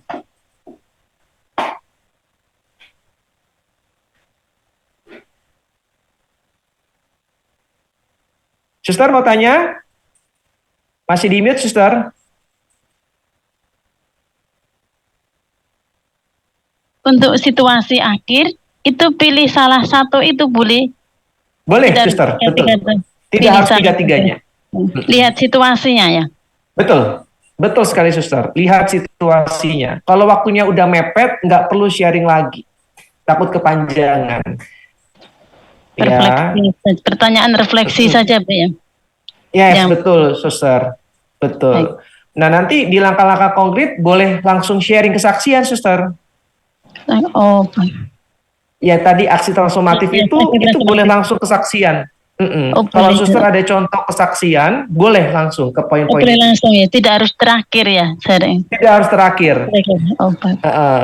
Jadi kalau misalkan di bagian langkah-langkah konkret tadi sudah ada kesaksian pribadi, maka di penutupnya nggak usah. Nggak usah. Oh, boleh. Oh, jadi sharing itu tidak Hanya- harus ditempatkan terakhir ya, seandainya. Nggak harus, nggak Nggak harus. Tapi kalau mau dirangkum di bagian akhir juga nggak apa-apa. Oh, baik. Baik, terima kasih. Sama-sama, suster. Jadi ingat ibu bapak dan teman-teman, aksi transformatif itu puncak pewartaan kita. Itu puncaknya. Itu yang ditekankan, langkah-langkah konkret. Kita harus rendah hati. Umat tahu kita harus rendah hati. Caranya rendah hati itu seperti apa? Itu yang harus kita jelaskan. Kita harus bertobat, ibu bapak, sebab kerajaan Allah sudah dekat. Umat sudah tahu kita harus bertobat. Caranya seperti apa? Kayak tadi kan, Zakheus itu naik ke atas pohon. Artinya apa? Kalau ingin melihat Tuhan, tinggalkan kenyamanan. Jangan fokus pada kekurangan. Jangan fokus pada kelemahan. Jangan fokus pada keterbatasan. Kita mau datang perayaan Ekaristi, aduh lagi nggak enak badan, udah deh nggak usah ke gereja. Itu artinya kita kalah dengan keadaan. Atau hujan, kalah dengan keadaan. Nah itu langkah-langkah konkret, yang aplikatif, yang memang nyata dalam kehidupan sehari-hari. Nah, masyarakat modern kan kayak gitu ya, suster, ibu bapak. Hujan dikit alasan. Nggak pede kenapa hujan. Itu kan masyarakat modern. Terlalu banyak alasan. Oke, ada lagi pertanyaan? Ini diam ada dua biasanya. Yang pertama jelas banget, jadi nggak perlu bertanya. Yang kedua nggak jelas sama sekali. Jadi bingung apa yang mau ditanyakan, karena nggak jelas. Semoga yang pertama, jelas sekali. Jelas dan merenungkan. Terima kasih, suster. Yang lain silakan, kita masih ada waktu kurang lebih 7 menit.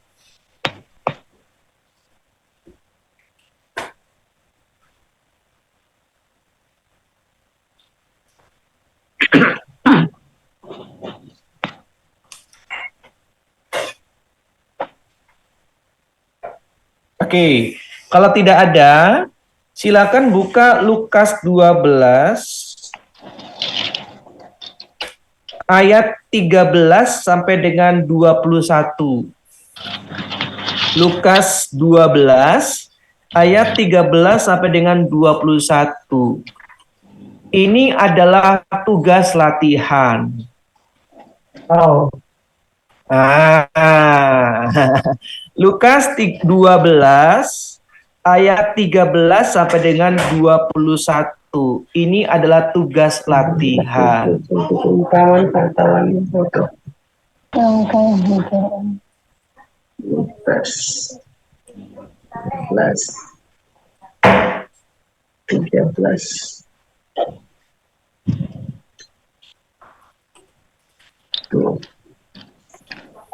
Ya, Lukas 12 ayat 13 sampai dengan 21. Ini adalah tugas latihan. Ini juga masuk dalam syarat kelulusan tadi ya, Ibu Bapak dan teman-teman ya.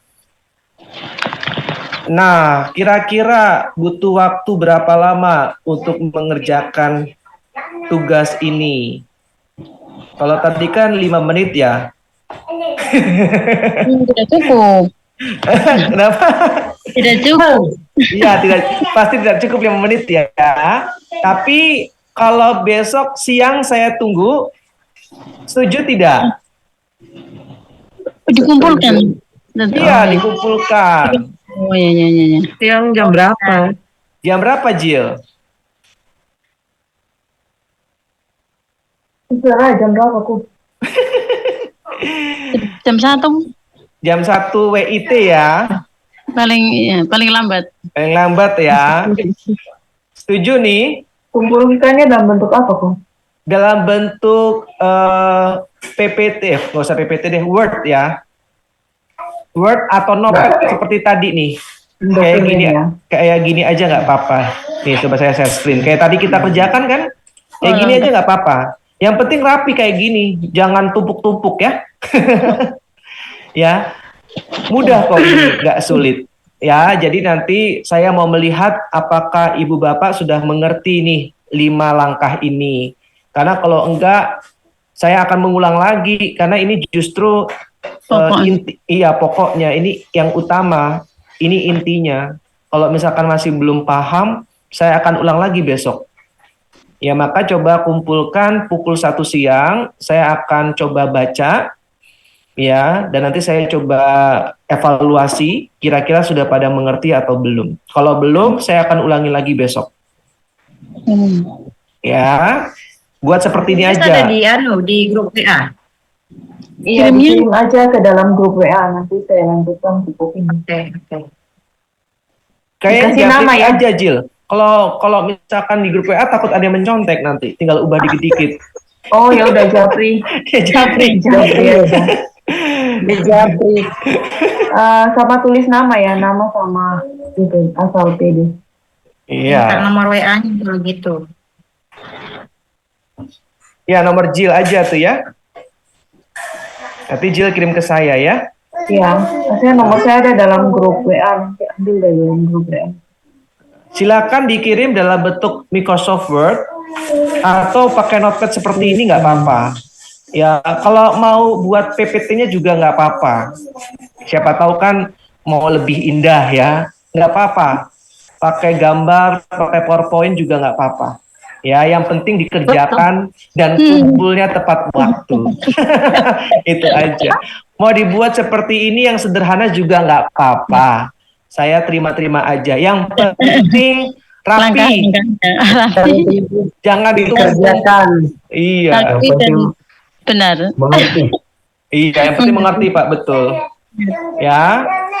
Soal benar atau salah nggak apa-apa. Namanya juga masih belajar. Nanti saya akan jelaskan kalau masih banyak yang belum paham. Nggak apa-apa. Ya. Proses. Apakah boleh tulis tangan? Yang penting bagus ya Bu tulisannya. Oke. Nggak apa-apa. Nggak apa-apa. Nanti menulis indah. Iya, saya hanya khawatir nanti sayanya yang sulit untuk baca. Nggak apa-apa kok. Kalau misalkan Ibu rasa tulisannya masih bisa dibaca oleh saya, nggak apa-apa. Saya akan selalu terima itu. Aku mau tanya nanti nanti setelah kita rangkum itu langsung kita buat temanya sendiri kah atau? Boleh. Boleh buat temanya silahkan. Yang penting urutannya seperti ini ya, yang tadi saya jelaskan panjang lebar dengan 2 contoh kan, Zakheus dan juga bacaan hari ini. Kita tadi sudah sama-sama latihan kan. Nah, ini juga saya akan coba kirim agar nanti Ibu Bapak dan teman-teman kalau misalkan bingung bisa baca-baca lagi ya hasil diskusi kita barusan ini. Setuju? Setuju ya. Saya coba kirimkan sekarang pakai kolom chat ya. Sangat setuju. Nanti yang bisa download silakan langsung download. Kalau misalkan tidak bisa, nanti Jill akan bantu kirimkan.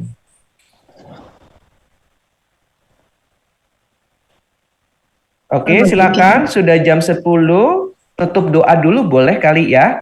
Nanti bagi yang mau bertanya silakan tanya. Saya masih standby karena di tempat saya masih pukul 8.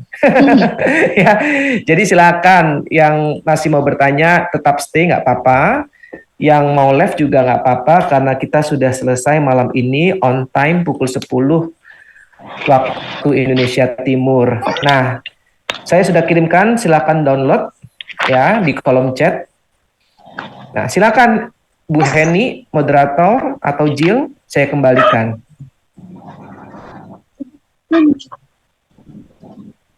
Yes,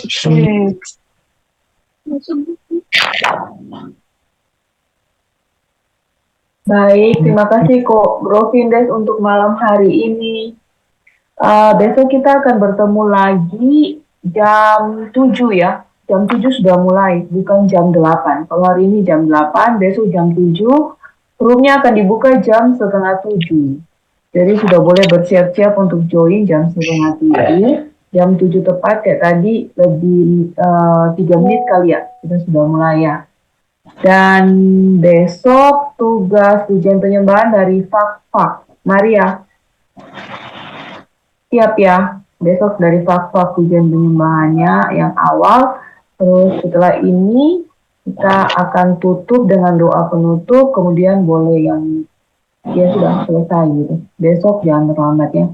Yang untuk hari ini tidak join, tidak bisa berjoin lagi besok. Jadi dianggap gugur, seperti yang tadi kita dengarkan bersama ya, tidak ada 80% dianggap gugur. Jadi yang malam ini tidak ikut Zoom, itu tidak lagi ikut besok. Linknya akan saya kirimkan besok, link untuk yang besok ya. Jadi hari ini Manokwari berapa ini? Saya sendiri. Yang hari ini Manokwari 9 orang, Fak-Fak 3 orang, Bintuni 5 orang, Sora siapa satu lagi? Tadi saya hitung cuma 9. Juliana Tetol. Itu baru join kapan ya, Ce? Sudah terakhir kan? Tengah-tengah tadi. Oke, Manokwari 10 orang, masuk Fak-Fak di metodologi. Manokwari 10 orang, Fak-Fak 3 orang, Bintuni 5 orang, Sorong 2 orang. Ini yang Tadi Eva kok keluar? Enggak ya? Oh, terlempar kali. Ada tadi saya lihat. Dia keluar kan? Tadi waktu absen ada. Begitu ya. Kita tutup dengan doa penutup. Sampai ketemu besok jam 7 tepat. Kita mulai setengah 7. Roomnya sudah dibuka. Terima kasih untuk semangatnya. Dan tetap semangat. Sampai besok. Jangan lupa PR-nya. Maksimal jam 1 siang ya. Severo boleh tutup dengan doa. Baik, kita berikan dulu applause buat Kofindes yang sudah memberikan materi dengan begitu luar biasa pada hari ini. Mohon emotikonnya, ada bisa love, bisa tepuk tangan, bisa apa aja. Terima kasih Kofindes untuk pengajaran di malam hari ini. Mari kita tutup TC untuk hari ini dengan doa kita. Recording stopped. Putra dan Roh Kudus. Amin. Bapak,